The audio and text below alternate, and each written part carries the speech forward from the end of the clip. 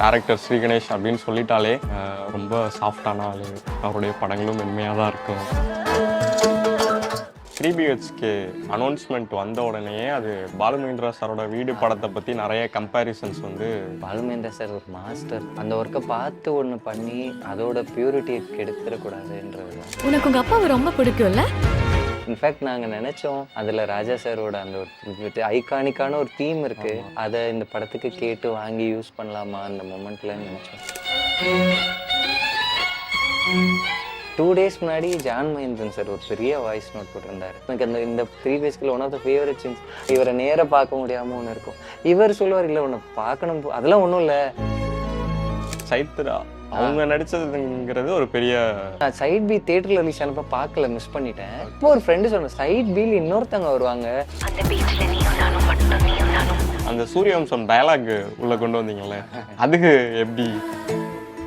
அப்படியே சூரியவம்சம் படம் பார்த்த மாதிரியே இருக்குப்பா. நீங்க படத்துல பண்ண நிறைய விஷயங்கள் வந்து எனக்கு சில விஷயங்கள் மட்டும் ஏன் அப்படின்ற மாதிரி அதை நான் சொல்றேன். நீங்க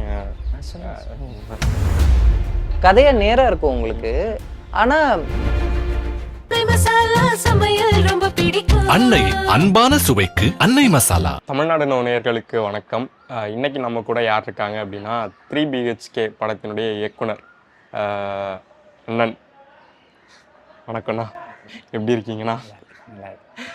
ஆக்சுவலாக உங்கள் பேரை கேட்டாலே எல்லாருக்குமே தோன்ற ஒரு விஷயம், டைரக்டர் ஸ்ரீ கணேஷ் அப்படின்னு சொல்லிட்டாலே ரொம்ப சாஃப்டான ஆள், அவருடைய படங்களும் மென்மையாக தான் இருக்கும் அப்படின்ற மாதிரியே தான் எல்லாருக்குமே ஒரு ஃபீல் இருக்கும். உண்மையிலே அது அப்படி தானா? அது ரொம்ப சில பேர் இப்படியே சொல்கிறாங்க. முதல் 2 படம் த்ரில்லராக அப்படி இருந்துச்சு, இந்த படம் ரொம்ப அதுக்கு டிஃப்ரெண்ட்டாக உங்கள் நேச்சரில் இருக்குதுன்னு சொல்லிட்டு. எனக்கு என் நேச்சரில் 3BHK இருக்குது, இப்படி தான் இருந்திருக்கேன் பர்சனாக எப்போது. ஓகே, நான் ஆக்சுவலாக 3BHK அனௌன்ஸ்மெண்ட் வந்த உடனேயே அது ஒரு வீட்டை பற்றின கதை தான் அப்படின்றது எல்லாருக்குமே அண்டர்ஸ்டாண்ட் ஆரம்பிச்சுட்டு, அப்போலேருந்தே வீடு பாலுமகேந்திரா சாரோட வீடு படத்தை பற்றி நிறைய கம்பேரிசன்ஸ் வந்து போய்கிட்டே இருந்துச்சு. ஸோ நீங்கள் இந்த 3BHK எடுக்கிறதுக்கு அரவிந்த் சச்சிதானந்தம் அவருடைய சிறுகதையை நீங்கள் இன்ஸ்பயர் பண்ணியிருந்தாலும், அந்த வீடு கதை உங்களோட பர்சனல் லைஃப்பில் நடந்தது எல்லாம் சேர்ந்து தான் வந்திருக்கும். ஸோ அந்த வீடு படத்தை பற்றி அதை பார்க்கும்போது உங்களுக்கு என்னவா தோணும்? இல்லை அதை பார்த்துட்டு தான் இதை எடுக்கலாம், இந்த மாதிரி ஒன்று பண்ணலாம் அப்படின்ற மாதிரி உங்களுக்கு தோணிச்சா?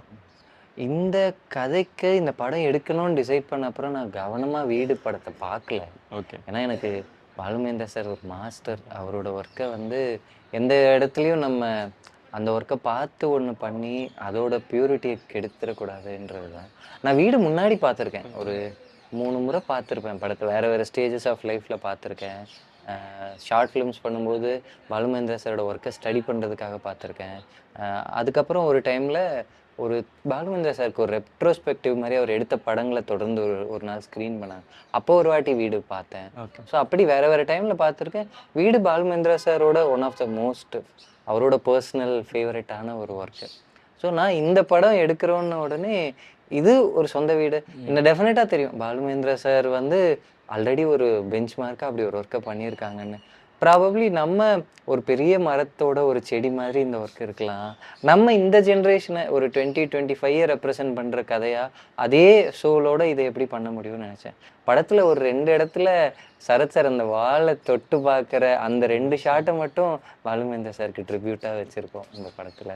இன்ஃபேக்ட் நாங்கள் நினச்சோம் அதில் ராஜா சாரோட அந்த ஒரு ஐகானிக்கான ஒரு தீம் இருக்குது, அதை இந்த படத்துக்கு கேட்டு வாங்கி யூஸ் பண்ணலாமா அந்த மொமெண்ட்லன்னு நினச்சோம். அதுக்கப்புறம் திருப்பி அதே ஆமாம் ஆமாம் நத்திங் பிட்வீன் அதுதான் அப்புறமா தோணுச்சு. இல்லை நம்ம அந்த மியூசிக்கை யூஸ் பண்ணுறது கூட அந்த ஒரிஜினல் க்ரியேஷனை டிஸ்டர்ப் பண்ணிடுற மாதிரி இருக்க வேணான்னு அதை பண்ணலை. ஸோ இந்த ஷார்ட்டை மட்டும் என்னோட ஆசைக்காக ஒரு ட்ரிபியூட்டாக எடுத்துக்கிட்டோம். இந்த வீடு கிடைச்சிட்டு அப்பா சந்தோஷப்படுவார்ல. ஆக்சுவலாக 3BHK பற்றி நிறைய விஷயங்கள் பேசணும் தான், ஆனால் உங்ககிட்ட வந்து வீடு படத்தை பற்றி பேசணும் அப்படின்றது எனக்கு ஒரு ஆசையாகவே இருந்துச்சு. ஸோ வீடு உங்களுக்கு நீங்கள் நிறைய டிஃப்ரெண்ட் ஆஃப் ஸ்டேஜஸில் அதை பார்த்துருக்கேன் அப்படின்னு வீடு படத்தை பற்றி சொல்கிறீங்க. ஃபஸ்ட் டைம் பார்க்குற ஒரு தடவை நம்ம சில விஷயங்கள் கவனிச்சிருக்க மாட்டோம். நம்ம ஃபர்ஸ்ட் டைம் புரிஞ்சுக்கிட்டதுலேருந்து அடுத்த டைம் பெட்டரான ஒரு வெர்ஷன் வரும். வீடு உங்களுக்கு எந்த மாதிரியான ஒரு அனுபவத்தை வந்து கொடுத்துச்சு? நான் முதல்ல வீடு பார்த்தப்ப ஒரு ஸ்கூல் பையனா பார்த்துருப்பேன். அப்போல்லாம் டிவியில் போடுவாங்க தூர்தர்ஷனில். அப்படி ஃபஸ்ட் டைம் பார்த்தது. லேட்டராக நான் ஷார்ட் ஃபிலிம்ஸ் பண்ணி அப்போ தான் கேமரா வச்சு நம்ம ஒன்று எடுத்து பார்க்குறோம். இமேஜஸாக எப்படி நம்ம ஒன்று பார்க்க அப்போ ஒரு வாட்டி நான் பார்க்குறேன். அப்போ எனக்கு தெரியுது பாலுமேந்திரா சார் வந்து அவர் ரொம்ப குரூவெல்லாம் எடுத்து ஆமா. பண்ண மாட்டாருன்னு சொல்லுவாங்க. அவரோட கேமராவை நம்பி அவர் அடிக்கடி சொல்லுவார், ஒரு எழுத்தாளன் சிறுகதை எழுதுகிற மாதிரி கவிதை எழுதுகிற மாதிரி எனக்கு கேமரான்னு சொல்லிட்டு. அப்போ அந்த புரிதலோடு அந்த படத்தை பார்த்தேன். அதில் ரொம்ப ட்ராலி ஷாட்ஸ் எதுவுமே இருக்காது எனக்கு தெரிஞ்சு. வெறும் கேமரா, அவரோட இது அவ்வளோ ஸ்டாட்டிக்கில் பியூட்டிஃபுல்லான ஷாட்ஸ் இருக்கும். அப்படி ரொம்ப அழகாக இருக்கும். நான் அதுக்கப்புறம் பாலுமேந்திரா சாரோட ரெட்ரோஸ்பெக்டிவ்ல அந்த படத்தை இன்னொரு முறை பார்க்கும்போது தான் எனக்கு வேற ஒரு இப்போ பெர்ஸ்பெக்டிவ் ஓப்பன் ஆச்சு. லேண்ட்ஸ்கேப் அவ்வளோ அழகாக யூஸ் பண்ணியிருப்பார் அந்த படத்தில். இன்னைக்கு இருக்கிற வடபழனி தான் வீடு ஷூட் பண்ணது. நீங்கள் இன்னைக்கு அந்த படத்தை எடுத்து பார்த்தா இப்போ இருக்கிற வடபழனியும் அப்போ இருந்த வடபழனியும் எப்படி மாறி இருக்குன்னு ஒரு அந்த டைமை டாக்குமெண்ட் பண்ணுற ஒரு பதிவாக அதை பண்ணியிருப்பாரு. அது நிறைய இடத்துல பாலுமேந்திரா சார் சொல்லியிருப்பாங்க. நான் எடுக்கிற படம் அதோட லேண்ட்ஸ்கேப் எல்லாம் டாக்குமெண்டேஷன் பண்ணுற ஒரு ஒர்க். அதை ரொம்ப இம்பார்ட்டண்ட்டாக பார்க்குறேன். அந்த கதை நடக்கிற நிலம் ரொம்ப முக்கியம்னு சொல்லிட்டு அதை அவர் வீடில் பண்ணியிருக்காருன்றதை நான் அதை ஒரு தேர்ட் டைம் பார்க்கும்போது தான் ஒரு ஃபிலிம் மேக்கராக ரியலைஸ் பண்ணேன். அந்த வீடில் வர வீடு தான் பாலுமேந்திரா சார் அதுக்கப்புறமா வாழ்ந்த வீடு. நான் 2-3 முறை அங்கே போயிருக்கேன்.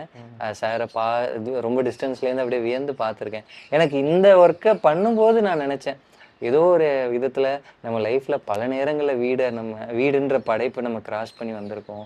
அதே இடத்துல நின்று பாலுமேந்திரா சாரை வியந்து பார்த்துருக்கோம். இது எல்லாம் சேர்ந்து அந்த படத்தோட சோலோ ஆத்மாவோ நம்மளோட ஒர்க்கில் ஒரு சின்ன பார்ட்டாக வந்துட்டா கூட அது ரொம்ப சந்தோஷம் அப்படின்னு தான் நினச்சேன். ஆக்சுவலாக அது ஒரு நம்ம பாலுமகேந்திரா சார், மகேந்திரன் சார் இவங்களோட படங்கள் எல்லாமே பார்த்துட்டு அதோட ஒரு சாயல் இருக்குது அப்படின்னு சொன்னாலே நமக்கு ரொம்ப ஒரு பெரிய ஒரு சந்தோஷமாக இருக்கும். அன்னைக்கு அந்த படம் பார்க்குறப்பெல்லாம் அப்படி தான் இருக்கும். நீங்கள் வீடு படம் வந்து கிட்டத்தட்ட பல வருஷம், பல டிகேட்ஸ் ஆச்சு. அத்தனை வருஷம் கழிச்சு உங்களோட 3 BHK வீடு படத்தை பற்றி ஒரு டிஸ்கஷனுக்கும் வீடு படத்தை கம்பேர் பண்ணுறதுக்கும் ஒரு குட்டி விஷயமா வந்து இருந்திருக்கு அப்படின்றப்ப உங்களுக்குன்னு பர்சனலாக ஒரு ஃபீல் இருந்திருக்கும்ல, அது என்னவா இருந்துச்சு? எனக்கு ரொம்ப சந்தோஷம். இப்போ நீங்கள் சொல்லும்போது பாலுமேந்திரா சாரை பற்றி இவ்வளோ பேசினேன். கரெக்டாக நீங்கள் மகேந்திரன் சாரை பற்றி கேட்டீங்க. 2 days முன்னாடி ஜான் மகேந்திரன் சார் ஒரு பெரிய வாய்ஸ் நோட் போட்டிருந்தார். அவருக்கு படம் ரொம்ப எமோஷ்னலாக பிடிச்சிருந்தது.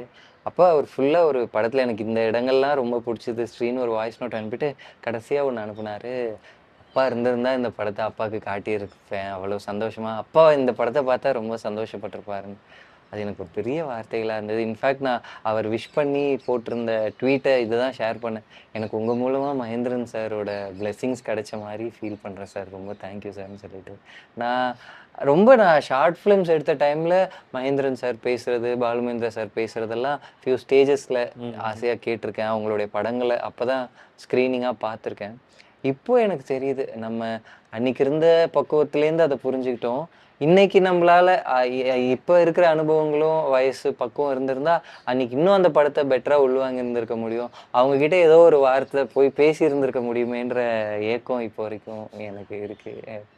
சிறுகதையிலேருந்து நீங்கள் இப்போ இந்த 3 BHK ரைட்டிங் ப்ராசஸ்லேயே நம்ம என்னதான் ஃபேமிலின்னு நம்மளோட இன்சிடென்ட்ஸ் கொண்டு வந்திருப்போம், நிறைய கதைகள் எடுத்துகிட்டு வந்திருப்போம். அதை சினிமாவுக்கு அடாப்ட் பண்ணுறதுன்னு ஒரு இருக்கும் சில விஷயங்கள் நமக்கு ரொம்ப சுவாரஸ்யமாக இருக்கும். ஆனால் அதை எழுத்து வடிவமாக கொண்டு போய் நம்ம இன்னொருத்தங்க கிட்ட காமிச்சா அது என்ன இருக்குது, சேம் தான் சினிமாவில் இல்லை.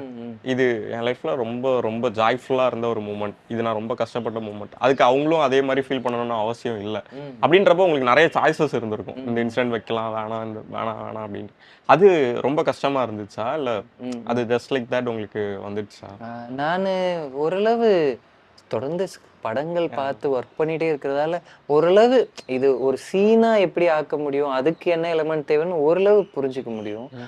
மெயினாக சினிமாவை ஆக்கணும்னா உங்களுக்கு ஒரு சிறுகதையிலையோ நாவலையோ நீங்கள் வேர்ட்ஸ் தான் உங்களுக்கு கையில் இருக்க மிகப்பெரிய டூல். ஆனால் சினிமாவில் வந்து வேர்ட்ஸ் வந்து ப்ராபப்ளி ஒரு 30% ஆஃப் டூல் தான். அதுக்கப்புறம் உங்களுக்கு ஆக்டர்ஸோட பெர்ஃபார்மன்ஸ் இருக்குது, அவங்களோட பாடி லாங்குவேஜில் கெஸ்டர்லேயே நீங்கள் நிறைய விஷயங்களை கொண்டு வர முடியும். அதுக்கப்புறம் உங்களுக்கு 3 முக்கியமான டூலாக இருக்கிறது சினிமாட்டோகிராஃபி இருக்குது, எடிட் இருக்குது, மியூசிக் இருக்குது. ஸோ இந்த டூல் எல்லாத்தையும் யூஸ் பண்ணி ஒரு சீனை எப்படி கன்ஸ்ட்ரக்ட் பண்ணுறதுன்றது நம்ம யோசிக்கணும். அது ப்ராக்டிஸில் தான் வரும்னு நினைக்கிறேன். இப்போது இந்த கதையிலேயே அவங்க ஒரு நைட்டு நடந்து பேசிட்டு வருவாங்க. அதில் பார்த்தா அந்த லொக்கேஷன், அந்த டைமு, ஒரு லேட் நைட் அவங்க பேசும்போதே அங்கே இருக்கிற அமைதி நமக்கு அது சைக்கலாஜிக்கலாக ஒரு விஷயம் ஹெல்ப் பண்ணுது. அவங்க நிறைய விஷயங்களை ரொம்ப ஓப்பனாக இவங்க உனக்கு நாளைக்கு என்கேஜ்மெண்ட் ஏன் இங்கே வந்திருக்க, அதுலேயே நிறைய விஷயங்களை நம்ம இன்டைரக்ட் கன்வே பண்ண முடியுது. அவங்க பர்ஃபார்மன்ஸில் அவ்வளோ விஷயங்கள், இவரை நேராக பார்க்க முடியாமல் ஒன்று இருக்கும். இவர் சொல்லுவார், இல்லை உன்னை பார்க்கணும், அதெல்லாம் ஒன்றும் இல்லை, உன்னை பார்க்கணுன்னு இருந்துச்சுன்னும் போது அந்த கல்யாணத்தில் அவருக்கு பெருசாக இன்ட்ரெஸ்ட் இல்லைன்ற ஒரு சப்டெக்ஸ்ட் க்ரியேட் ஆகுது. ஸோ அப்படி எனக்கு அந்த ஒரு சீன் வந்து எழுதும்போது ரொம்ப சாட்டிஸ்ஃபைங்காக இருந்தது. இப்போ படமாக எடுத்து அது ஆடியன்ஸ் ரியாக்டும் எனக்கு இந்த 3 பேஸ்கில் one of the favourite scenes. அதில் வந்து எல்லாமே எழுத்தாக இருக்கட்டும், பெர்ஃபார்மன்ஸாக இருக்கட்டும், மியூசிக்கு எல்லாம் சேர்ந்து ரொம்ப ஹோல்சமாக வந்த இடம்னு நினைக்கிறேன். ஸோ அப்படி தான் எனக்கு இதில் இருந்த ஒவ்வொரு மொமெண்ட்ஸையும் எப்படி நம்ம லைஃப்பில் நிறைய அனுபவங்கள் கேட்போம், நமக்கு நடந்தது, ஃப்ரெண்ட்ஸுக்கு நடந்ததுன்னு, அதை சினிமாவாக ஆக்குறது கிட்டத்தட்ட நீங்கள் சவுண்டு எல்லாம் இருக்குது, அதுக்குள்ளேருந்து ஒரு மியூசிக்கை க்ரியேட் பண்ணுற மாதிரி அதுக்குள்ளே ஒரு கிராமரும் ஒன்று இருக்குன்னு நினைக்கிறேன். நீங்கள் அந்த சீன் சொன்னோடனே எனக்கு ஆக்சுவலாக நான் தேட்டரில் பார்க்கும்போதும் எனக்கு அப்படியே ஒரு மாதிரி கூஸ் பம்ப்ஸாக தான் நிறைய பேருக்கு நிறைய பேர் ஞாபகப்படுத்துகிற ஒரு சீனாக வந்து அந்த சீன் இருந்திருக்கும். அந்த கேரக்டரில் வந்து எனக்கு சைத்ரா அவங்க நடித்ததுங்கிறது ஒரு பெரிய இதுவாக இருந்துச்சு. ஏன்னா நம்ம சைடு பியில் வந்து சைட் பியில் அவங்க கேரக்டர் வந்து நிறைய பேருக்கு பிடிச்சிருக்கும். அதுலேயே நிறைய பேர் அவங்கள அந்த கேரக்டர் அவ்வளோ ஹோல்சமான ஒரு கேரக்டராக இருக்கும் சைட் பியில். இங்கே வந்து பார்த்தா இது அதோட ஒரு ஹோல்சமான ஒரு கேரக்டர். சைத்ராவை அதில் காஸ்டிங் பண்ணுறதுக்குன்னு மெயின் ரீசன் ஏதாவது இருக்கா அவங்களுக்கு? ஆமாம், நான் இன்ஃபேக்ட் நாங்கள் இந்த மாதிரி ஒரு ஸ்கூலுக்குள்ளேயும் ஒருத்தர் கன்வின்சிங்காக இருக்கணும், லேட்டராகவும் இருக்கணும், அப்படி யார் கிடைப்பாங்கன்னு தேடிட்டு இருந்தோம். நிறைய ஆப்ஷன்ஸ் கிடைக்கல எங்களுக்கு. இது யாரால் புல் ஆஃப் பண்ண முடியும், ஏதோ ஒன்றில் காம்ப்ரமைஸ் பண்ணுற மாதிரி ஆகிடுமோ. ஒன்று அவங்க மிடில் ஏஜுக்கு ரொம்ப கரெக்டாக இருப்பாங்க, ஆனால் ஸ்கூல் கொஞ்சம் கன்வின்சிங்காக, இல்லை ஸ்கூல் கன்வின்சிங்காக இருக்கவங்க மிடில் ஏஜை புல் ஆஃப் பண்ண முடியலையே, இது எப்படின்ட்டு யார் இன்னும் கரெக்டாக ஒரு மாதம் 1.5 மாதம் தேடிட்டு இருந்தோம். அப்போ சடனாக சைத்ரா அது வந்தப்போ சூப்பர்னு ரொம்ப ஹாப்பியாக இருந்தது எனக்கு. ஸோ இன்ஃபேக்ட் நான் சைட் பி தேட்டரில் ரிலீஸ் ஆனப்போ பார்க்கல, மிஸ் பண்ணிட்டேன். எனக்கு அப்போ ஒரு ஃப்ரெண்டு சொன்னேன், சைட் பியில் இன்னொருத்தவங்க வருவாங்க, ரொம்ப சூப்பராக இருக்கும், நீங்கள் பாருங்கள் அப்படின்னு சொல்லிட்டு. அதுக்கப்புறமா சைட் பி கரெக்டாக அப்போ தான் ஓடிடியில் வந்தது. பார்த்தோன்னே எனக்கு பயங்கர ஹாப்பியாகி இமீடியட்டாக சைத்ரா மீட். எனக்கு சைத்ரா ஃபஸ்ட் டைம் நேரில் மீட் பண்ணும்போது ஒரு எனர்ஜி கிடச்சிது. அவங்க நேரில் அவ்வளவு ஒரு ஹாப்பியான பயங்கர வைப்ரண்ட்டான பர்சனாக இருந்தாங்க. இன்ஃபேக்ட் அப்போ அவங்களுக்கு தமிழ் ஒரு வேர்டு கூட தெரியாது, ஆனாலும் அவங்க ரொம்ப ஆர்வமாக கிளம்பி வந்து இந்த சீனை தான் ஃபஸ்ட்டு ஆடிஷன் பண்ணாங்க. நான் ஆடிஷன் கேட்கல, அவங்க இல்லை நான் இந்த சீனை ஆடிஷன் பண்ணுறேன் உங்களுக்கு ஓகே சொன்னேன். எனக்கு அவங்க அந்த சீனை லாங்குவேஜ் கூட தெரியாமல் அவ்வளோ எமோஷனோட ஆடிஷன் பண்ணதில் இவங்க தான் அந்த ஐஷுக்கு ரொம்ப கரெக்டாக. ஸோ அதுக்கப்புறம் ஒரு பெரிய டைம் ஸ்பெண்ட் பண்ணோம், ஒரு 5-6 months. கொஞ்சம் கொஞ்சமாக அவங்க தமிழும் கற்றுக்க ஆரம்பித்து அந்த சீன் ஆல்மோஸ்ட் ஃபைனலாக தான் ஷூட் பண்ணோம். அதுக்கு நடுவில் அவங்க அத்தனை வாட்டி அந்த சீனை ரிவர்ஸ் பண்ணுவாங்க, வாய்ஸ் நோட்டாக டயலாக்ஸை கேட்டு ப்ராக்டிஸ் பண்ணுவாங்க. அந்த சீனை அவங்க பெர்ஃபார்ம் பண்ணும்போது மோஸ்ட்லி ஒரு டேக்கு மிஞ்சி போனால் 2வது டேக், அவ்வளோதான். அவ்வளோ பியூட்டிஃபுல்லாக இன்டர்னலைஸ் பண்ணியிருந்தாங்க ஆல்ரெடி. ஸோ வெறும் அவங்க பெர்ஃபார்மன்ஸை நான் மேஜிக்கலாக பார்த்துக்கிட்டு அப்படியே ரெக்கார்ட் பண்ணிக்கிட்டேன், அவ்வளோதான். So I am so happy. Chaitra அவங்க ஒரு ஆக்டராக அந்த சீனை இன்னும் ஒரு 50% மேலே எடுத்துகிட்டு போயிட்டாங்க, அதுதான் நான் சொல்லணும். ஆக்சுவலாக சைத்ராவுக்கு ஒரு பேக் ஸ்டோரி ஒன்று சொல்லுவாங்க. எனக்கு நிறைய உங்கள் படங்களில் பொதுவாகவே எனக்கு பிடிச்ச ஒரு விஷயம், 8 தோட்டாக்கள்லையுமே MS பாஸ்கர் சார் அந்த காஃபி ஷாப்பில் உட்காந்து அவரோட ஸ்டோரி சொல்லுவார். அந்த இடத்துல விஷுவல் வந்திருந்தா கூட அந்த அளவுக்கு அது இம்பேக்ட் ஏற்படுத்தியிருக்குமான்னு எனக்கு தெரியல. ஆனால் அது அவ்வளோ இம்பேக்டை வந்து ஆட்டோமேட்டிக்காக நம்ம அப்படி ஒரு ஹோப்லெஸ் ஆகிடும் அந்த கதையை கேட்கும்போது. அப்படி ஒரு ஃபீல் இருந்துச்சு எனக்கு. அதே மாதிரி தான் இங்கே சைத்ரா அவங்களோட கேரக்டரை அவங்க ஸ்டோரி சொல்லும் போதுமே நீங்கள் அந்த ஃப்ளாஷ்பேக் அப்பெல்லாம் போகாமல் அந்த ஸ்டோரியை மட்டும் சொன்னது, அது ஒரு மாதிரி ஹோப்லெஸ்ஸாக அந்த இடத்துல என்ன சொல்ல முடியும் அப்படின்ற மாதிரி ஒரு இது. நான் வந்து நிறைய டேரக்டர்ஸோட படத்தில் இது பார்த்துருக்கேன். மலையாளத்தில் வந்து அஞ்சலி மேம் அவங்களோட நிறைய படத்தில் வந்து இந்த மாதிரி குட்டி குட்டி கதைகளாக வரும். அது எல்லாமே பயங்கர இம்பேக்டாக இருக்கும். ரொம்ப அந்த கதை மட்டுமே நம்ம தனியாக ஒரு படமாக எடுக்கலாம், அந்தளவுக்கு கதையாக இருக்கும். நீங்கள் அதை 8 தோட்டாக்களில் பார்த்தோன்னா எனக்கு அது ரொம்ப இதாக இருந்துச்சு. நல்ல வேளை ஒரு இதுக்கு சீன் எடுக்கலை, இதை நரேஷன்லேயே கொண்டு போனார், அது ரொம்ப நல்லாயிருக்கு. அது அடுத்து இதில் பார்த்தா இதுலேயுமே நல்ல வேளை அந்த சீன்லாம் காமிச்சிருவாரோ அப்படின்றது இருந்துச்சு. நீங்கள் காமிக்கலாம், அது ஸோ அந்த ஐடியா எப்படி பிடிக்கிறீங்க? எனக்கு இப்போ ரொம்ப ஹாலிவுட்டில் கிரேட் டைரக்டர்ஸ் இதை பண்ணுவாங்க. அவங்களோட கான்வர்சேஷன் சீனையே நல்லா சஸ்டெயின் பண்ணுவாங்க.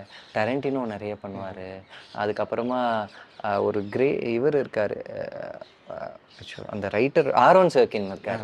அவரோட ரைட்டராக அவரோட ஒர்க்கில் ஃபுல்லாக நிறைய அந்த கான்வர்சேஷனல் சீன்ஸ் அவ்வளோ இருக்கும். பிரேக்கிங் பேடில் நிறைய கான்வர்சேஷன் சீன்ஸ் ரொம்ப டெப்த்தாக இருக்கும். எனக்கு அதனால 2 பேரோட கான்வர்சேஷனுக்குள்ளே அவ்வளோ ட்ராமாவை ஜென்ரேட் பண்ண முடிஞ்சால் அது ரொம்ப பவர்ஃபுல்லாக இருக்கும் அப்படின்றது தான். எனக்கு அது ரொம்ப கான்ஷியஸாக பண்ணுறதில்ல. அவங்களோட இந்த சீனை எடுத்து நம்ம இப்படி அந்த இதை யூஸ் பண்ணோன்னு எனக்கு அந்த சீனெல்லாம் ரொம்ப பிடிச்சதால அது அப்படியே மனசோட இங்கே வந்தது. இன்னொன்று, இன்னைக்கு 2 பேர் பேசிக்கிறதே ரொம்ப ரேராக இருக்குது. 5 மினிட்ஸ் நம்ம பேசுகிறதுக்குள்ளே நான் ஒரு வாட்டி ஃபோன் எடுத்து பார்த்துருவேன், நீங்கள் ஒரு வாட்டி ஏதோ ஒரு ஃபோன் எடுத்து அப்படி இருக்கிற டைமில் சினிமா மாதிரி ஒரு ஸ்க்ரீனில் ரொம்ப ஹார்ட் டு ஹார்ட் ஒரு கான்வர்சேஷன் நடக்கும்போது நம்ம எல்லாருக்குமே அது ரொம்ப கனெக்ட் ஆகிடும். நம்ம லைஃப்பில் பண்ண முடியாத ஒரு விஷயம் அங்கே நடக்குதுங்க போது நம்ம இமோஷ்னலாக கனெக்ட் ஆகிடும். ஸோ நான் இந்த கான்வர்சேஷன் சீன்ஸ் எல்லாமே அப்படி 2 பேர் அவங்க மனசுக்குள்ளே ரொம்ப நாளாக இருக்கிற ஏதோ ஒரு சீக்ரெட்டையோ ஒரு எமோஷனையோ எக்ஸ்ப்ரெஸ் பண்ணுற இடங்களாக தான் பார்க்குறேன். இந்த இடத்துல அதை விஷுவலாக கட் பண்ணி விஷுவலாக போனால் அது வெறும் இன்ஃபர்மேஷனாக கம்யூனிகேட் ஆகிடும். இப்போ அது ஒரு இமோஷனாக இன்னுமே கம்யூனிகேட் ஆகிறது நமக்கு மெமரபுளாக இருக்கும்ன்றது தான் ஐடியா, இன்டென்ஷன். ஆக்சுவலாக அதில் யூனிக்னஸ் என்ன அப்படின்னா, நீங்கள் நம்ம கான்வர்சேஷன் கூட ஒரு மாதிரி எமோஷனலாக நம்ம இன்னொன்று 2 லவ்வர்ஸ் பேசிக்கிறாங்க அப்படின்றப்ப அங்கே ஒரு எமோஷனை சின்னதாக க்ரியேட் பண்ணுறது கொஞ்சம் மற்ற 2 பேர் பேசிக்கிறத விட ஒரு காதலர்கள் பேசிக்கிறதுல எமோஷன் கொஞ்சம் ஈஸியாக க்ரியேட் பண்ணலாம் அப்படின்றது தான். ஆனால் அதில் ஒரு கதையை சொல்லி அதை கன்வின்ஸ் பண்ணி அந்த கதையின் வழியாக நம்ம ஒரு இம்பேக்ட் ஏற்படுத்துறதுன்னு இருக்குல்ல, அது எல்லாருக்குமே வராதுல்ல, அப்படிதானே? புரியுது, எனக்கு தெரியல, அதை கேட்குறேன். இல்லை, நான் அது ரொம்ப ஹார்ட்ஃபுல்லாக அவங்க ஏன் அந்த இடத்துல அவங்க வீட்டில் நடந்த ஒரு சம்பவத்தை சொல்லுவாங்க. ஸ்கூலில் கூட நம்ம சின்ன சின்னதாக ஹிண்ட்டு கொடுத்துட்டே இருப்போம். அது என்னன்னு சொல்லாமல் அவங்க உங்கள் வீட்டிலலாம் எந்த பிரச்சனையும் இல்லை, எங்கள் வீட்டில் டியூஷன் ஃபீஸ் கொடுக்க மாட்டோம், இவர் அமைதியாக பார்த்துட்டு அவங்க வேறு எதுவுமே சொல்ல மாட்டாங்க. எக்ஸாம் அப்போ ஒரு சின்னதாக.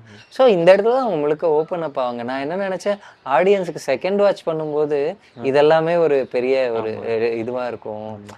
இப்போ அவங்களுக்கு தெரியுன்றதால இந்த ரியாக்ஷனோட மீனிங்லாம் அப்போ அவங்களுக்கு 2வது வாட்டி வேற ஒன்றா இன்டர்பிரேட் ஆகும். நான் ஒரு படத்துக்குள்ளே இந்த மாதிரி லேயர்ஸ் வைக்கிறது ரொம்ப இம்பார்ட்டன்ட் நினைக்கிறேன். ஆடியன்ஸ் இன்டர்பிரேட் பண்ணுறதுக்கு நம்ம அதுக்கான ஸ்பேஸை கொடுத்தோன்னா அவங்களுக்கு 2வது வாட்டி பார்க்க 3வது வாட்டி பார்க்க நிறைய விஷயங்கள் டிஸ்கவர் பண்ணிகிட்டே இருக்க முடிஞ்சால் அந்த படத்தோட ஷெல்ஃப் லைஃப் ரொம்ப நல்லா இருக்கும் அப்படின்றதான் என்னோட ஆசை. ஆக்சுவலாக இது இப்போ நான் கேட்குறது வந்து நீங்கள் நிறைய இன்டர்வியூவில் பதில் சொன்னதாக தான் இருக்கும். கேஸ்டிங் தான் அது. சரத் சார் எப்படி வந்தாங்க, தேவயானி மேம் எப்படி வந்தாங்க அப்படின்றதெல்லாம் நீங்கள் நிறைய சொல்லிட்டீங்க. ஆனால் அந்த சூரியவம்சம் டயலாக் உள்ளே கொண்டு வந்தீங்கல்ல, அதுக்கு எப்படி? நாங்கள் முடிஞ்ச அளவு படத்தில் வேறு எதுவுமே ட்ரிபியூட்டாக வைக்கல. எனக்கு இந்த சீன் எழுதும்போது ரொம்ப ஆர்கானிக்காக தோணுச்சு. நம்ம இடத்துல யோகி பாபு இருந்து நீங்கள் என்னப்பா மாற்றி மாற்றி தியாகம் பண்ணிட்டு இருக்கீங்க, சூரியவம்சம் மாதிரி இருக்குன்னு சொன்னால் ஆடியன்ஸுக்கு அது ஒரு சின்னதாக ஒரு பெரிய மெமரபிளாக டேக்அவேவாக இருக்கும். எக்ஸாக்டாக அந்த இடத்துக்கு ஆடியன்ஸ் பயங்கரமாக அப்படியே சூரியவம்சம் படம் பார்த்த மாதிரியே இருக்குப்பா. நான் சூரியவம்சம் ஒரு இவங்களுக்கு நம்ம ட்ரிபியூட் கொடுக்கறது மட்டும் ரீசன் இல்லை, அது கிட்டத்தட்ட நம்ம எல்லாரோட மெமரிலையும் நம்ம எல்லார் லைஃப்லையும் ஒரு இம்பார்ட்டன்ட் பார்ட் இல்லைங்களா. ரொம்ப சில படங்கள் தான் அப்படி அமையும், எல்லாரோட லைஃப்பையும் ஒரு மெமரியாக இருக்கிற ஒரு படமா. சூரியவம்சம் இன்னைக்கும் யாரோ லோவாக இருந்தால் சூரியவம்சம் படத்தில் வர மாதிரி மேலே வந்துடலான்னு நம்ம சொல்கிறது இருக்குது. அந்த சாங் அவ்வளோ பெரிய ஹோப்ஃபுல்லான ஒரு சாங், நட்சத்திரஜன். ஸோ அப்படி எனக்கு எல்லார் மைண்ட்லேயும் அது இருக்கிற ஒரு விஷயன்றதால தான் அவர் சொல்லும்போது அது அப்படி கனெக்ட் ஆகி ஒர்க் ஆகுதுன்னு நினைக்கிறேன். ஆக்சுவலாக குட்டி குட்டியாகவே நீங்கள் படத்தில் பண்ண நிறைய விஷயங்கள் வந்து ஒர்க் அவுட் ஆயிருந்துச்சு. எனக்கு சில விஷயங்கள் மட்டும் ஏன் அப்படின்ற மாதிரி கேள்விகள் வந்துச்சு. அது நான் சொல்கிறேன். நீங்கள் படம் வந்து ஃபர்ஸ்ட் ஹாஃப் வரைக்கும் ரொம்பவே எமோஷ்னலாக, ரொம்ப ஒரு ஆர்கானிக்காக, உண்மையிலே நம்ம எப்படி வீடு தேடுவோம், உண்மையிலே நமக்கு என்ன நடக்கும் அப்படின்ற மாதிரியே போயிட்டு இருந்துச்சு. செகண்ட் ஹாஃப்குள்ளே வந்ததும் சித்தார்த் சாரோட பர்சனல் லைஃபு, இவங்க மீதா அவங்களோட பர்சனல் லைஃபு, அந்த மாதிரி பர்சனல் லைஃப்குள்ளே ட்ராவல் ஆகிடுச்சு. இதுக்கு முன்னாடியே ஃபர்ஸ்ட் ஹாஃப்லேயே நீங்கள் பர்சனல் லைஃப் தொடுவீங்க, ஆனால் அது எல்லாமே அந்த வீட்டோட ஒரு லிங்க் பண்ணி இருந்துட்டு இருந்த மாதிரி அப்படி தான் இருந்துச்சு. ஆனால் செகண்ட் ஹாஃபில் வந்து ஃபுல்லாகவே அவங்களோட லைஃப் கூடயே போயிட்டோமோ அப்படின்ற மாதிரி ஒரு கேள்விகள் வர ஆரம்பிச்சது. அது உங்களுக்கு யாராவது சொன்னாங்களா இந்த மாதிரி? ரொம்ப ஃபியூ பேர் அப்படி சொல்கிறாங்க. ஆனால் நிறைய பேருக்கு இப்போ மீதாக்கோட அந்த சப்ளாட் பயங்கர இமோஷ்னலாக இம்பார்ட்டண்ட்டாக கனெக்ட் ஆகுது. சித்தார்த் சாரோட அந்த கெரியர் சம்மந்தப்பட்ட சப்ளாட்டை எனக்கு என்ன வர மெசேஜஸ்லையோ இல்லை ஆடியன்ஸ்கிட்ட தேட்டரில் பேசும்போது அவ்வளோ பேர் அந்த ஏஜ் குரூப்பில் இருக்கவங்க அதோட கனெக்ட் ஆகுறாங்க. என் கெரியரை பற்றி நான் யோசிக்கிறதுக்கு இது ஹெல்ப்ஃபுல்லாக இருந்துச்சு. நான் அதை வச்ச ரீசனே நம்ம ஒரு கதையை கன்ஸ்ட்ரக்ட் பண்ணிகிட்டே போகிறோம், நம்மளாலேயே ஃபீல் பண்ணோம். இப்போ ஃபர்ஸ்ட் ஆஃப் ஃபுல்லாக அவங்கள ரொம்ப அந்த ஏன்னா ஃபர்ஸ்ட் ஹாஃபில் அவங்க வீடு தேடுற எமோஷன் அப்போ தான் ஆடியன்ஸ்க்கு இன்ட்ரடியூஸ் பண்ணி ஓப்பன் பண்ணி இதான் கதைன்னு சொல்கிறோம். அந்த இடத்துல அதனால தான் யோகி பாபு நாவல்லாம் கொண்டு வரல அவரோட கேரக்டர். ஏன்னா இவங்க வீடு தேடுறத நம்ம அவங்களோட எம்பத்தைஸ் பண்ணி பார்க்குற மாதிரி இருக்கணுன்றது தான் ஃபர்ஸ்ட் ஹாஃப்ல இன்டென்ஷனாக. கொஞ்சம் அதை ஹியூமர்லாம் சேர்த்தா என்டர்டெய்னிங்காக இருக்கும், ஆனால் நமக்கு இவங்களோட எமோஷன் அந்த அளவு இல்லை கன்வே ஆகாமல் போயிருமோன்னு தான் ஃபர்ஸ்ட் ஹாஃபில் வச்சோம். செகண்ட் ஹாஃபில் யோகி பாபு நாவை கொண்டு வந்ததுக்கான ரீசனே திருப்பி இவங்க எமோஷனலாகவே வீடு தேடிட்டு இருந்தால் நமக்கே நம்மள அறியாமல் அது ரெப்பிட்டேட்டிவாக ஃபீல் ஆகிடுமான்னு கிட்டத்தட்ட ஆடியன்ஸுக்கு பதிலாக தான் அவர் கேட்பாரு, நீங்கள் என்னப்பா இன்னும் வீடு தேடுறீங்களான்றதோ, இவங்க ரொம்ப எமோஷனலாக நாங்கள் கூடுவாஞ்சேரியில் 10 வருஷம் இருந்து 10 வருஷமாக தேடுறீங்களான்றதோ, கிட்டத்தட்ட ஒரே எமோஷனை அதை வேற ஒரு ஃப்ளேவரையும் அதுக்குள்ளே கொண்டு வர முடியுமா, வேற ஒரு டைமென்ஷனுக்கு அதை கொண்டு போக முடியுமா, கதையாக வளர்க்க முடியுமான்றது. அது முடிஞ்ச அப்புறம் வர லாஸ்ட் ஆக்டில் இதை கொண்டு வர்றதுக்கான ரீசனே இப்போ கதை நேர்கோட்டில் இவங்க வீடு வாங்கணும்னு நினைக்கிறாங்க, என்ன அப்ஸ்டக்கிள் வருது வீடு வாங்கிட்டாங்கன்னு முடிச்சிருந்தா கதையாக நேராக இருக்கும் உங்களுக்கு. ஆனால் ரொம்ப அதில் வேற எந்த டைமென்ஷனும் இல்லாமல் ரொம்ப சிங்கிள் டைமென்ஷனலாக ஆயிருமான்ற ஒரு இருந்து. இப்போ எப்போ மீதா வந்து அவங்களோட டொமஸ்டிக் அந்த அவங்களோட ஃபேமிலி இதுவும் இவர்தும் வந்து அது சாட்டாக இவங்க வீடு வாங்கும்போது இப்போ எனக்கு எண்டில் ஒரு மீனிங் ஒன்று கிடச்சிது. வீடை வாங்குறது ஒரு ஃபிசிக்கலாக இவங்க ஒரு வின் பண்ணுறாங்க, ஆனால் அதுக்கு முன்னாடி இவங்க தன்னை ரியலைஸ் பண்ணுறது இருக்குல்ல. மீதா அவங்களோட கெரியர் லைஃப்பை ரியலைஸ் பண்ணி தனியால் ஒரு இண்டிபெண்ட்டான ஆளாக நிற்கிறது. சித்தார்த் சார் அவங்க மெட்டீரியலாகவும் இப்போ சந்தோஷமாக இருக்காங்க, அந்த வீடுன்ற ஃபிசிக்கல் கோலை அச்சீவ் பண்ணது. இமோஷ்னலாகவும் ஒரு கோலை அச்சீவ் பண்ணியிருக்காங்க, அவங்க உள்ளேயுமே இப்போ ரொம்ப ஹாப்பியாக இன்னர் இதோடு இருக்காங்க. சரத் சாருமே படம் ஃபுல்லாக காம்ப்ரமைஸ் பண்ணி பசங்களுக்கு அவங்க 100% பிடிக்கிற டெசிஷன்ஸ் எதையும் எடுக்க முடியாமல் இருக்கிற ஒருத்தரை கடைசியாக இவங்க இல்லை இது சரியாக வராதுன்னு சொல்லிட்டு இவங்க ஜெயிக்கும் போது சரத் சாருக்குமே இப்போ அந்த வீடு மட்டும் இல்லை என் குழந்தைங்க சந்தோஷமாகவும் இருக்காங்கன்னு எனக்கு அப்படி ஒரு ஆர்க்கு கிடைக்கிறது தான் அந்த கதை இன்னும் டென்ஸாக்குன்றது என்னோட இன்டென்ஷனாக இருந்துச்சு. ஓகே. அதே மாதிரி ஏன்னா எனக்கு வந்து நீங்கள் சொல்கிற கேரக்டர்ஸாக இப்போ சித்தார்த் சாரோட கேரக்டர் வந்து நிறைய பேர் கனெக்ட் ஆக முடியுது. ஆக்சுவலாக மீதா வந்து அந்த சேரில் அப்படி டப்புன்னு உட்காந்து அந்த பேசுகிற சீன் வந்து உண்மையிலே நம்ம வீட்டில் இருக்கக்கூடிய அம்மா தங்கச்சி அக்கா அவங்களோட கல்யாண வாழ்க்கை என்னாச்சு அப்படிலாம் நம்ம யோசிச்சு பார்க்கறதுக்கான ஒரு மொமெண்ட்டாக தான் இருந்துச்சு. ஆனால் மோரோவராக நம்ம வீடு இவங்க எப்போ வாங்குவாங்க அப்படின்ற ஒரு இதுலேயே நம்ம ஃபர்ஸ்ட் ஆஃப் ஃபுல்லாக போனதுனால டக்குன்னு என்ன இவங்க வீடு வாங்குறத மறந்துட்டாங்க அப்படின்ற மாதிரி ஒரு சின்ன மூமெண்ட் வந்து கிரியேட் ஆன மாதிரி எனக்கு படம் பார்த்துட்டு இருக்கும்போது தோணுச்சு. அதே மாதிரி தான் சரத் சாரோட கேரக்டருமே என்ன இவர் இவ்வளோ இன்னசென்ட்டாக இருக்காரு, அவர் இன்னசென்ட் தான், ஒரு ஒரு தியாகம் பண்ணுற ஒரு எல்லா ஃபேமிலி தான் எல்லாமே, ஃபேமிலிக்காக என்ன வேணாலும் பண்ணலாம் அப்படின்ற ஒரு கேரக்டராக தான் இருந்துட்டு இருப்பாரு. லாஸ்ட்டில் கூட சித்தார்த் சார் வந்து கல்யாணத்தை வேணான்னு சொல்லும்போது கூட தேவயானி மேம் ஒரு டைலாக் சொல்லுவாங்கல்ல, அவங்களுக்கு அவன் கல்யாணம் பண்ணலன்னு இது இல்லை, அவனுக்கு வீடு கிடைக்காம போச்சுன்னா அவங்களுக்கு கோவம், இதெல்லாம் ஒரு மாதிரி பயங்கரமாக ஒரு ஹிட்டான ஒரு டைலாக்ஸாக தான் இருந்துகிட்டு இருக்கும். ஆனால் இடையில கிட்ட ஒரு சின்ன ஒரு டைலாக்ஸில் இப்போ வேலை ஒரு 15 லட்சம்னு வீடு சொல்லியிருப்பாங்க, ரொம்ப நாள் கழித்து திரும்ப வருவாங்க, அவர் வந்து ஒரு அக்கௌண்டண்ட்டாக தான் ஒர்க் பண்ணிக்கிட்டு இருக்காரு, ஸோ அந்த வேல்யூ ஏறி இருக்கும் அப்படின்றத அவர் ரியலைஸ் பண்ணியிருக்க மாட்டாரா, இந்த மாதிரி குட்டியான சில டவுட்ஸ் நிறைய பேருக்கு வரும்ல, அதெல்லாம் எப்படி?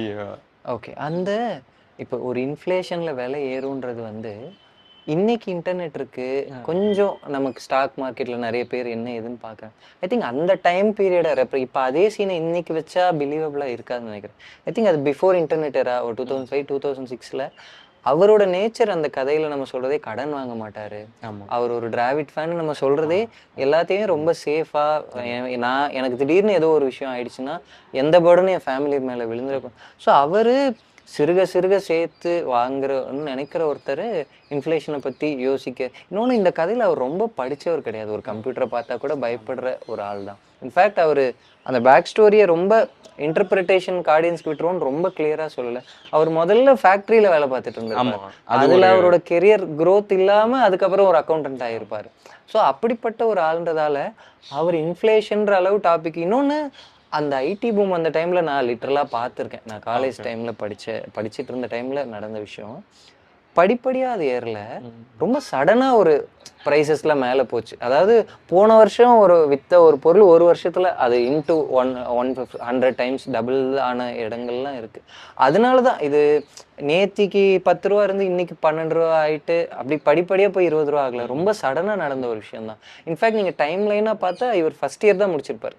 ஸோ அவர் +2 படிக்கும்போது இருந்து 1 இயரில் தான் அந்த ப்ரைஸ் இன்னுமே ஒரு 10 இது மேலே போயிருக்கு. ஸோ அது அவருக்கு ஒரு ஷாக்காக இருக்குன்றது தான் அதுக்கு பின்னாடி இருந்த லாஜிக். அது நம்ம ஃப்ளோவாக போகும்போது சில இடத்துல நமக்கு ஏன் இவர் இவ்வளோ இதாக இருக்காரு அப்படின்ற மாதிரி ஒரு கேள்வி தான். டைம் லைனாக இப்போ நம்ம நிறைய படங்கள் பார்க்கும்போது ஒரு டைம் லைனாக காமிக்க மாட்டாங்க. ஆனால் அந்த டைம் லைனை வந்து நம்ம ஆட்டோமேட்டிக்காகவே புரிஞ்சுக்கிற மாதிரியான ஒரு டைம் லைனாக தான் அது போயிட்டுருக்கோம். இதில் வந்து நீங்கள் டைம் லைனாகவே டிஃப்ரெண்ட்டாக காமிக்கும்போது நீங்கள் ஸ்கூல்லேருந்து காலேஜுக்கு வர்றது பெருசாக தெரியல. ஆனால் காலேஜ்லேருந்து அவர் வேலைக்கு போகிறது அது பெருசாக ஒரு கரெக்டாக ஒரு ஸ்மூத்தாக போயிட்டு இருந்த மாதிரி இருந்துச்சு. திடீர்னு நீங்கள் சில வாரங்கள் கழித்து, சில மாதங்கள் கழித்து, சில ஆண்டுகள் கழித்து அப்படி நிறைய இடத்துல ஓவர் டூவாக வந்துட்டு இருந்துச்சு அப்படின்ற மாதிரி ஒரு ஃபீல் இருந்துச்சு. அது மேபி எனக்கு எங்கன்னா பெரிய ஒரு இமோஷ்னல் சேஞ்ச் இருக்குன்னு அங்கே யூஸ் பண்ணியிருந்தேன். இன்ஃபேக்ட் எடிட்டருமே ரொம்ப கான்ஷியஸாக இருந்தார். நிறைய கார்ட்ஸ் போடக்கூடாது அப்படின்னு சொல்லி. இப்போ வச்சிருக்கிற கார்ட்ஸ் எல்லாமே வேறு வழி இல்லாமல் வச்சு. இப்போ நீங்கள் அவர் ஐடியில் ஜாயின் பண்ணுவார், 5 இயர்ஸ் லேட்டர்னு ஒரு கார்டு வச்சு அவங்களுக்கு லோன் சேங்ஷன். ஏன்னா நீங்கள் ஒரு ஃபீல்டுக்குள்ளே போகிறீங்க, இமீடியட்டாக ஹோம் லோன் கிடைக்காது. நீங்கள் அப்படி ஒரு லோன் வரதுக்கு மினிமம் நீங்கள் ஒரு 5 இயர்ஸ் உழைச்சா தான் கிடைக்கும். ஸோ நான் அதை போடாமல் வச்சிட்டோன்னா இது என்ன இப்போ தான் வேலைக்கு சேர்ந்தாரு, லோன் கிடச்சிருச்சா, அப்படி அது இதாக கம்யூனிகேட். அந்த இன்னொரு இடத்துல சில வாரங்கள் கழித்துன்னு மீதாவோட அந்த பெரிய பிரேக் டவுன் சீன் முடிஞ்சு இவர் லோனுக்கு கிளம்பும்போது வரும். ஏன்னா அந்த இடத்துல மீதா கொஞ்சம் ஹாப்பியாக வந்து பேச ட்ரை பண்ணுவாங்க. நான் அந்த கார்டு இல்லாமல் போனால் உங்களுக்கு போன சீனில் அவங்க ஒரு பெரிய இமோஷனல் லோவுக்கு போனாங்க.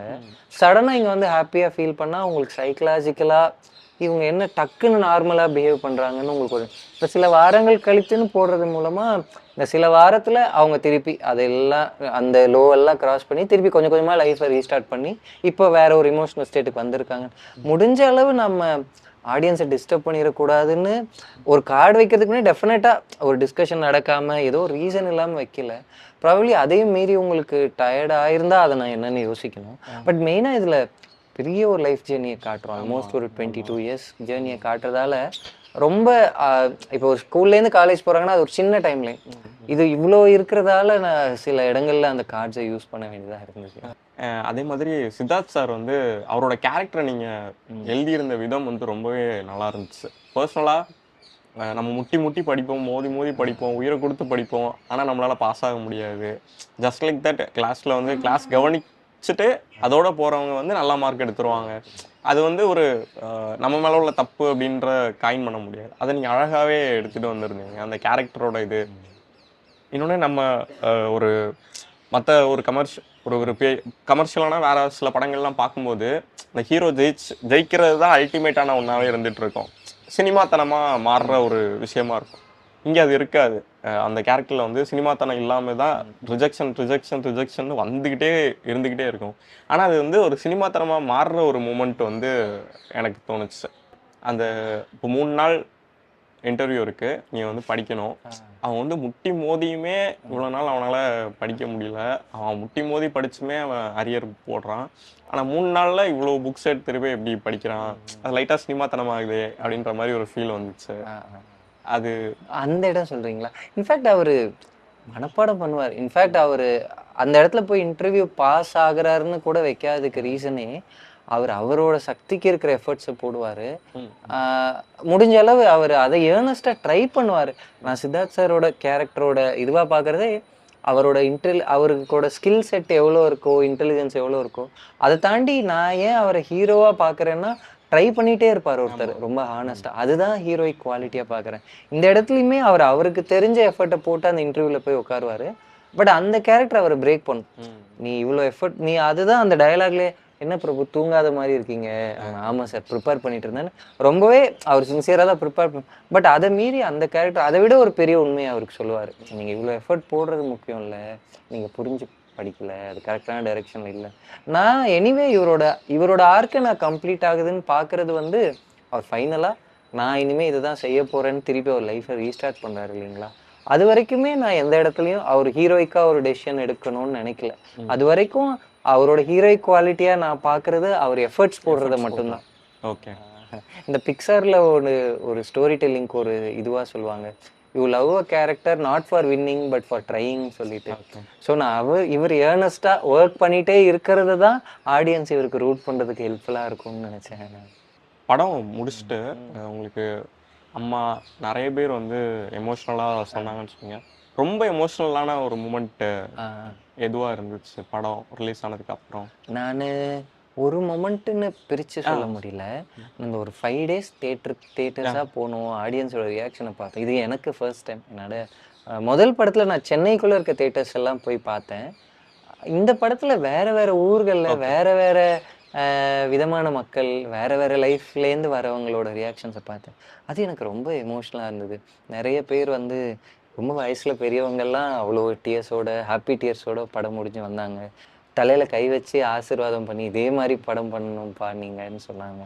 எனக்கு இப்போது நம்ம ஒரு படம் எடுக்கிறோம், நம்ம மட்டுமே அதனால தான் நான் இப்போ உங்ககிட்ட சொன்னேன், ஒரு படம்ன்ற இந்த ஆர்ட் ஃபார்ம் வந்து ஒருத்தர் எழுதி ஒரு ஃபியூ பேர் பார்க்குறது இல்லாமல், நமக்கு யாருன்னு முகமே தெரியாதவங்க, எங்கேயோ உலகத்தில் இருக்கிறவங்க, யூஎஸில் ஒருத்தர், துபாயில் ஒருத்தர், மதுரையில் இருக்க ஒரு சின்ன கிராமத்தில் இவ்வளோ பேர் அது கனெக்ட் பண்ணுதுன்றது நான் இந்த 2-3 நாளாக அதை ரொம்ப ரியலைஸ் பண்ணி ப்ராசஸ் பண்ணிகிட்டே இருக்கேன். ஸோ நம்ம அடுத்து ஒரு ஒர்க் எழுதும்போது அவ்வளோ உண்மையாக அதை இவ்வளோ பேர் அதோட இமோஷ்னலாக கனெக்ட் ஆக போகிறாங்கன்றதை புரிஞ்சு அந்த ஒர்க்கை பண்ணணும்னு சொல்லிட்டு. அப்படி எனக்கு நிறைய பேர், எனக்கு ஒருத்தர் ஒரு மெசேஜ் பண்ணியிருந்தார் இன்ஸ்டாகிராமில். அந்த கிளைமேக்ஸில் அந்த ஃபேமிலி அந்த போர்டு வாங்குறது, இவங்க கும்பலாக இவங்க ஒரு ஃபேமிலியாக அப்படி நிற்பாங்க, அதை அனுப்பி இதை எங்கள் அப்பா அம்மாவுக்கு ரீக்ரியேட் பண்ணாமல் அதுதான் என் லைஃபோட கோலாக இருக்கும் அப்படின்னு அனுப்பியிருந்தேன். ஹாப்பி டியர்ஸ் அந்த இமோஜி எல்லாம் போட்டு அனுப்பியிருந்தார். அது எனக்கு ரொம்ப சந்தோஷமாக இருந்தது. வேறு ஒருத்தர் லைஃப்பில் நிறைய தோற்றுருக்காரு, நான் லைஃப்பில் நிறைய ஃபெயில் ஆகிருக்கேன், அதெல்லாம் எனக்கு ஞாபகம் வந்து இந்த படத்தோட எமோஷனில் அப்படியே ரொம்ப அழுதுகிட்டே இந்த படத்தை பார்த்தேன். நான் எண்டில் எனக்கு அவர் லைஃப்பை ரீஸ்டார்ட் பண்ணும்போது பெரிய ஒரு ஹோப் கிடச்சிது.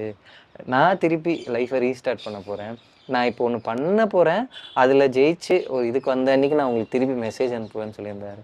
எனக்கு இப்படி ஒரு படம் இவ்வளோ பேரை ஏதோ ஒரு விதத்தில் பெருசாக எமோஷனலாக கனெக்ட் பண்ணுதுன்றது ரொம்ப பெரிய ஹாப்பியாக இருந்தது எனக்கு. மற்றவங்களுக்கு இது கனெக்ட் ஆகிறது அப்படின்றது நமக்கு ஒரு படைப்பாளியாக நமக்கு ஒரு பெரிய சந்தோஷத்தை கொடுக்கும். அடுத்து நம்ம இதை விட ஒன்று பெஸ்ட்டாக பண்ண போகிறோம் அப்படின்ற ஒரு உந்து சக்தியை கொடுக்குற விதமாக ஒன்று இருக்கும். உங்களுக்கு இந்த படம் என்னவா இருந்திருக்கு? எனக்கு ஒரு லைஃப் டிஃபைனிங் எக்ஸ்பீரியன்ஸாக இருந்தது. ரொம்ப என்னை பர்சனாகவும் சரி, ஒரு ரைட்டராகவும் சரி, 3 BHK எழுதின அந்த டைம், அதில் ஒர்க் பண்ண டைம் எனக்கு ரொம்ப ஒரு பெரிய என்னை பர்சனாக இன்னும் ஒரு பெட்டரான பர்சனாக, ஸ்ட்ராங்கான பர்சனாக மாற்றிருக்கு. என்னுடைய 2வது படத்துக்கு அப்புறம் நான் ஒரு வருஷம் ரொம்ப தனியாக இருந்தேன். நான் நிறைய ப்ராசஸ் பண்ணேன், நம்ம ரைட்டராக என்ன ஒர்க் பண்ணணும், எது நம்மளோட வாய்ஸ்ன்னு சொல்லிட்டு. அதுக்கப்புறம் என்னை எழுத ஆரம்பித்த ஒர்க் தான் 3 BHK. இதில் இன்ஃபேக்ட் நான் நிறைய பாடல்களை நானே முதல் டைம் எழுதியிருக்கேன். இதில் படத்தில் ஒரு 4 பாட்டு நானே எழுதியிருக்கேன் இருக்கிற 7 சாங்கில். அது ஏன் பண்ண முடிஞ்சதுன்னா, இன்ஃபேக்ட் அது எனக்கு ஐடியா கூட இல்லை. நம்ம டியூனுக்கு பாட்டு எழுதுகிற ஸ்கில் நமக்கு இருக்கான்னு நான் நினச்சி பார்த்ததில்ல. பட் ஒரு நாள் அந்த ஃபஸ்ட்டு இந்த படத்துக்காக பண்ண பாட்டு அந்த வீழ்வேனா சாங் தான். அதை நான் ஒரு லிரிசிஸ்ட் கிட்ட தான் கொடுக்க ட்ரை பண்ணால், அவங்க ஒரு 2 பேர்கிட்ட கேட்டால் அவங்க இமீடியட்டாக அவைலபிளாக இல்லாமல் இருந்தது. அந்த பாட்டை கொஞ்சம் இமீடியட்டாக பண்ண வேண்டிய ஒரு சூழ்நிலை. இந்த டியூனை கேட்டது சரி, நமக்கு இந்த படத்துக்குள்ளே தானே நம்ம நிறைய வேர்ஷன் எழுதியிருக்கோம், நம்ம இதுலேருந்து ஒன்று எழுத முடியுமா எழுதுறது தான் அந்த வீழ்வேனா. அதில் இருக்கிற ஒவ்வொரு வரியை எழுதும் போதும் எனக்கு இது நம்ம லைஃப்பில் கிராஸ் பண்ண எமோஷன்லன்னு சொல்லிட்டு என்ன ஒரு பர்சனாக எனக்கு புரிஞ்சுக்கிறதுக்கு அந்த பாட்டு ரொம்ப ஹெல்ப் பண்ணுச்சு. இப்போது நான் அந்த பாட்டை கேட்கும்போது எனக்கு நிறைய மெமரிஸ் ஓடுது. நிறைய பேர் அந்த பாட்டை கேட்டுட்டு சொன்னாங்க, எனக்கு என்னோட லைஃப்பை ஞாபகப்படுத்துது, திருப்பி ஒரு விஷயத்தை ரீஸ்டார்ட் பண்ண முடியுன்ற ஒரு நம்பிக்கையை கொடுக்குதுன்னு சொல்லிட்டு. அப்படி எனக்கு ரைட்டராக நம்ம என்ன எமோஷனை எடுத்து உண்மையாக எழுத முடியும், நம்ம எழுதுகிற இந்த எமோஷன் ஆடியன்ஸுக்கு ரொம்ப வேல்யூபிளான ஒரு எமோஷனாக இருக்குது, அவங்க பர்சனலாக எடுத்துகிட்டு போகிற அவங்களோட மெமரியில் என்றைக்குமே இருக்கிற ஒரு எமோஷனை நம்ம எழுதி கொடுக்க முடியுன்றத ஒரு ரைட்டராக ரொம்ப இம்பார்ட்டண்ட்டாக புரிஞ்சுக்கிட்டேன். அதுதான் எனக்கு இந்த 3 BHKயோட ரொம்ப டிஃபைனிங். அலையாய் வாழ்கிறேன் மீண்டும் எழுவேனே. 3 BHK கூடவே பறந்து போகும் ரிலீஸ் ஆச்சு. 3 BHK ஒரு எமோஷ்னலான ஒரு இதை கொடுக்குது அப்படின்றா. நான் ஃபஸ்ட்டு FTFS வந்து 3 BHK தான் பார்த்தேன். 3 BHK பார்த்துட்டு அது ஒரு மாதிரி ஒரு ஒரு நிறைய ஹார்ட் ஹிட்டிங்கான சீன்ஸ், பர்சனலாக நமக்குன்னு கனெக்ட் ஆகிற சீன்ஸ் வந்து ஹிட்டிங்காக இருந்துச்சு. வந்துட்டேன். அப்புறம் சரி அதுலேருந்து வெளியே வர்றதுக்காக என்ன படம் பார்க்கலாம் அப்படின்னு சொல்லிட்டு பறந்து போக்கு தான் போனேன்.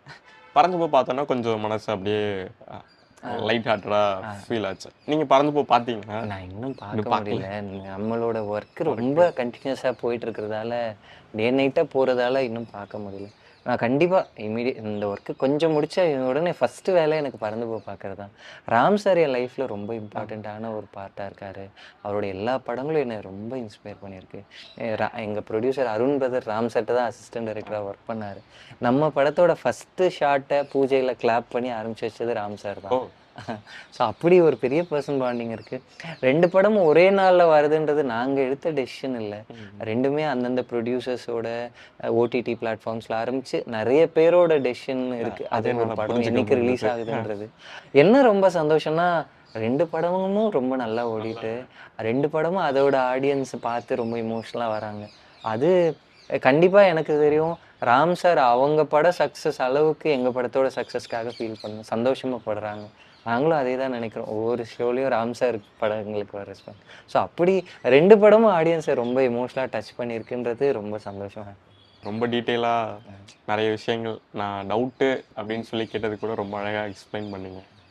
ரொம்பவே தேங்க்ஸ் உங்கள் டைம் கொடுத்து பேசுனதுக்கு. நான் ரொம்ப சந்தோஷம். நான் ரொம்ப நம்ம இந்த படத்தை பற்றி ரொம்ப இதில் இருக்கிற சீன்ஸை பற்றி இவ்வளோ டீட்டெயிலாக பேச முடிஞ்சது எனக்கு ரொம்ப சந்தோஷம். ரொம்ப தேங்க்ஸ்ண்ணா.